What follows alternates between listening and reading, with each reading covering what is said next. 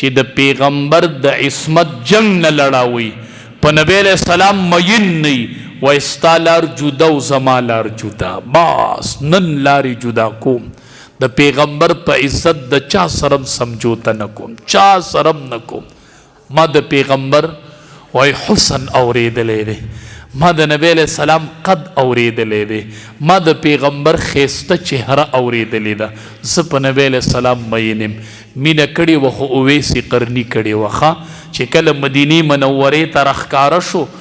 او د نبی کریم صلی الله علیه وسلم په ګمبت نظر ولګېدو، اویس قرني بس بېهوش شو، را پرېوتو، پروت دی په ډاګه، وی اخرجونی اخرجونی، ما وباسئ ما وباسئ، ما لرکئ ما لرکئ. خلق ولا راغی وی چرته دی لرکو، وی د دې مدینې منورې نه مې وباسئ. وی ولې؟ وی چې په کومه ځمکه کې امام الانبیا دننه دفن دی، د هغې د پاسه به زه څنګه ګرځم؟ اخرجونی، ما لرکئ ما لرکئ، ما د دې ځای نه وباسئ، ما د دې ځای نه وباسئ. مینه به کوو خو د نبی کریم صلی الله علیه وسلم سره به یې کوو. مینه څه ده؟ روټۍ به په سنت طریقه خورو، ګرځېدل به په سنت طریقه کوو، صورت په د نبی کریم صلی الله علیه وسلم جوړو ښه، حقیقي جوړې مینې له وضو ښه. جوړه مینه دا ده چې ځان به بالکل برابروي، د نبی علیہ السلام چهره به ځان ته مخې ته کوي، څنګه یې ګیره مبارکه وه، څنګه یې ویښتان مبارک. الله اکبر. صحابي وی په مانځه کې پسې ولاړو ما په نبی علیہ السلام پسې، وی د مانځه منظر یې درته بیانوم.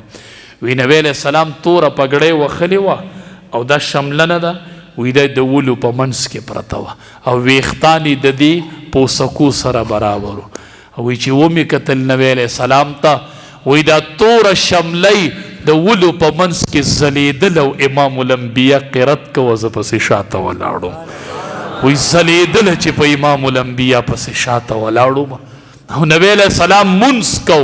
او زه پسې شاته ولاړم او دا شملۍ د ولو په منځ کې ځلېدله او توره پګړۍ وخلې وه او د ولو په منځ کې شمله را ګزاره کړې وه او ځلېدله او زه پسې شاته ولاړم. صحابه ډېر بختورو، صحابه ډېر بختورو. مینه وکئ، مینه ښه. په نبی علیہ السلام مین شئ، مین. یو صحابي و چې قبر کې کېښود که نه، نو په نبی علیہ السلام ډېر مین و. صحابو به ځان سره مینه وړه چې تله به څه به یې وړل، نو څه ووسئ ښه، که په منځ کې ونښلو، په روژه کې ونښلو، په زکات کې ونښلو، نو څه وړو چې په هغې خلاص شو ښه، څه نسبت ووسئ. هسې مه ځئ، ګورئ دا خبره مې واورئ ښه، یو نسبت اوسئ. د علماو پسې دا منډې ترړې اوسئ چرته، وای خدای ډېرې منډې ترړې مې په دې پګړو پسې والې وي، اوس هغه دي ټول د پیغمبرانو سره ولاړ دي، خدایه ما ورسره یو ځای ودروه، خدای ما خو بسې ډېرې منډې والې وي، خدایه زه هغو کې نه یم چې د عالم پګړۍ مې راغستې وه او په خر پورې مې تړلې وه، خدایه هغو کې نه یم.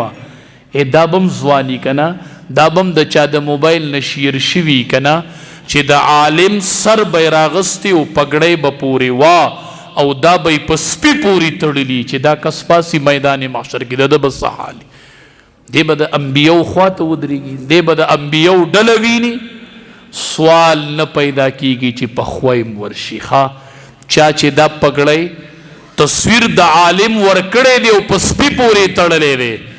زما دا خبره دی په کولو غوږونو واوري چې میدان محشر کې ودرېږي، نو ړومبې به دا مقدمه د نبی علیہ السلام سره درج کوي ښه. نبی علیہ السلام به مخامخ ولاړي، ته به یې مد مقابل ولاړي په میدان محشر کې ښه، مد مقابل به ولاړي. اول به د دې پګړۍ حساب ورکوي، نبی علیہ السلام به تپوس کوي چې دا پګړۍ زما پګړۍ وه، تا چې سپي پورې د عالم سر تړو دا پګړۍ یې په سر وه، مد مقابل به یې ولاړي، مد مقابل ښه. ډېر سوچ کوئ اخرت ته. نو صحابي په نبی علیہ السلام ډېر مینو، نو چې قبر کې کېښودو نو صحابو ته وی دا لحد ولا لږ ارد کوي، فراخه یې او بیا یې داسې لحد خوا ته ودرېدو، وی خدایه ته ورته دا لحد فراخه کړي. وی یا الله په ما ډېر مینو، الله زما مینه یې دروړل، الله وی په ما ډېر مینو، په ما ډېر مینو چې قبر کې خود نبی علیہ السلام وی په ما ډیر مینو ځوانانو مینه وکئ خود امام الانبیاء سره وکئ ښه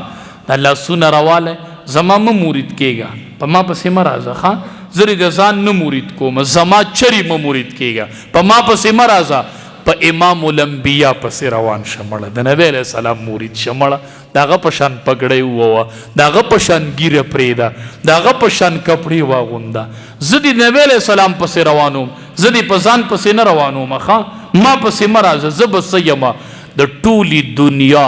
یو رښتینی او یو مسلم استاز امام الانبیاء نبی کریم صلی الله علیه وسلم اپسې دې روانومه د هغه په لاس کې دې لاس ورکومه هغه لار درته ښیمه زه دې د طلحه ابن برا په لار روانومه ښه ځوانانو زه تاسو ته د طلحه ابن برا لار ښیمه ځوانانو مینې کوئ خو خطا یې کوئ طلحه ابن برا نبی علیہ السلام ته وی د مینې امتحان مې نالي وی ډېر د باندې مینې ما وی د مینې امتحان مې واله کنه نبی علیہ السلام ته وی د مینې امتحان مې واله کنه نبی علیہ السلام ورته والما وی اذهب فقتل اباک ورش پلار دې مړ کو بیا راشه مال د پلار سر راوړه نبی علیہ السلام ورته وی دې لاړم نبی علیہ السلام ورته را وګرځه نه ما پتا امتحان کو پلار اوسط ابواب الجنه نن بچے مان تپوس کی وی مولی سے تو وای چې پلار د جنت دروازه ده ما ته وی زواما ته په دروازه کې شکی چې پلار دروازه ده زه دروازه نه واما زه د نبی علیہ السلام د خلی الفاظ وام پلار دروازه نه ده اوسط ابواب الجنه پلار د جنت د مینز دروازه پلار دی د جنت د مینز دروازه پلار د جنت د مینز دروازه ده طلحه ابن برا باندې نبی علیہ السلام امتحان کوي د پلار سر دی راوړه وی لاړه چې راوړه نبی علیہ السلام راو ګرځوي نه ما پتا اسی امتحان کو طلحه ابن برا بیمار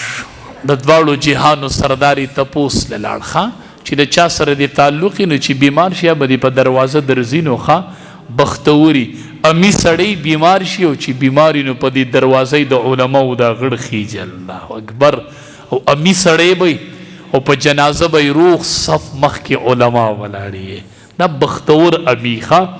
چې په دې مولانو پسې منډې وهي ښه تاسو خو پورې خان دی وي ته مولانو پسې منډې وې ښه خدا لمن نه ده چا چې د علماو لمن نیولې ده او چا چې د علماو پیزار نیولې دی دا کلک او مسلمه خبره ده چې دا به یو ورځ فایده درکوي انشاءالله دا مې یاد ساته یاد لیکلی در کومه چې که دې لمن عالم در نکو حافظ در نکو مال نوم بدل که نوم ښه خیر دی که ستا په اولاد کې نه ته به نه په نوسو کې به دې رارسي خو دا لمن به عالم درکوي ښه عالم ته وایه زه په علماو پسې منډې وام زه پې خوشحاله یم ښه